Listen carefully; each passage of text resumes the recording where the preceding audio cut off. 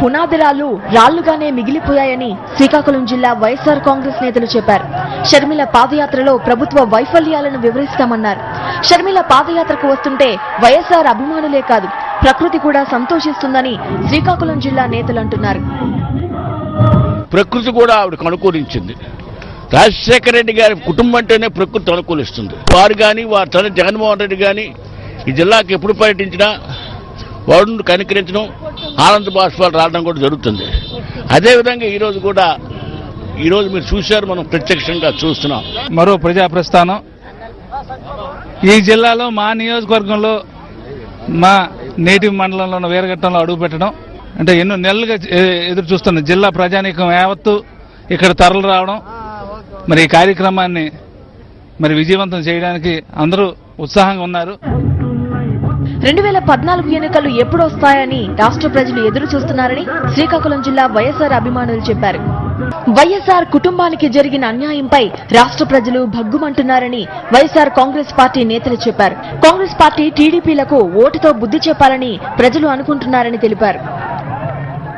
ఇలా అడుగెడుతున్నందుకు మా మహిళా లోకానికి ఆదర్శవంతమైనది, అలాగే ఆడబిడ్డ అంటే ఆదర్శవంతమైనదిగా కాకుండా అండగా ఉండే బిడ్డ అని కూడా నిరూపించుకున్న మా షర్మిలమ్మకి అందరూ మహిళలు అందరూ నీరాజనం పలుకుతూ ఆవిడ్ని స్వాగతం పలుకడానికి ఇక్కడికి వచ్చారు. వైఎస్ఆర్ కుటుంబంపై ప్రజలకు ఎంతో నమ్మకం, విశ్వాసం ఉందని వైఎస్ఆర్ కాంగ్రెస్ పార్టీ మహిళా నేతలు చెప్పారు. శ్రీకాకుళం జిల్లా పాలకొండ నియోజకవర్గం కెల్లాలో ప్రసంగించిన షర్మిల తనకు స్వాగతం చెప్పడానికి వచ్చిన అభిమానులకు కృతజ్ఞతలు తెలిపారు. శ్రీకాకుళం జిల్లా ప్రజలకు చేరి వచ్చిన మీ అందరికీ, ప్రతి ఒక్కరికి మీ రాజన్న కూతురు, మీ జగనన్న చెల్లెలు మనస్ఫూర్తిగా నమస్కరించుకుంటాము.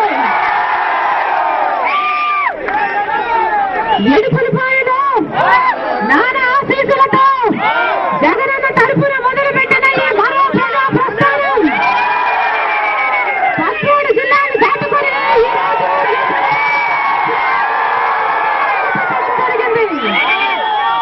మాకు ఇంత అపూర్వంగా స్వాగతం పలకడానికి వచ్చిన ప్రతి ఒక్కరికి, చెల్లికి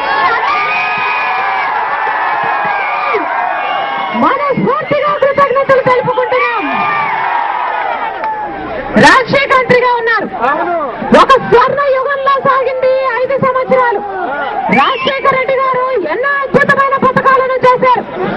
1 ఎకరాలకు నీళ్లు ఇవ్వాలి అన్న జలయజ్ఞము, 7 గంటలు ఉచిత విద్యుత్తు, రైతులకి మహిళలకి పావలా వడ్డీకే రుణాలు, ఫీజు రీయింబర్స్మెంట్, ఆరోగ్యశ్రీ,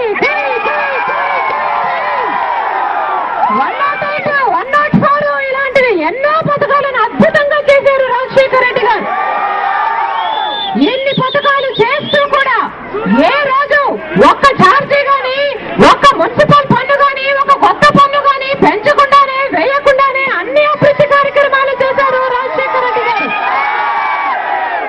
కానీ మన దురదృష్టవశాత్తు ఆయన వెళ్లిపోయిన తర్వాత ఇప్పుడు మన రాష్ట్రాన్ని ఏలుతున్నది ఒక రాక్షస రాజ్యము, ఒక రాబందుల రాజ్యము.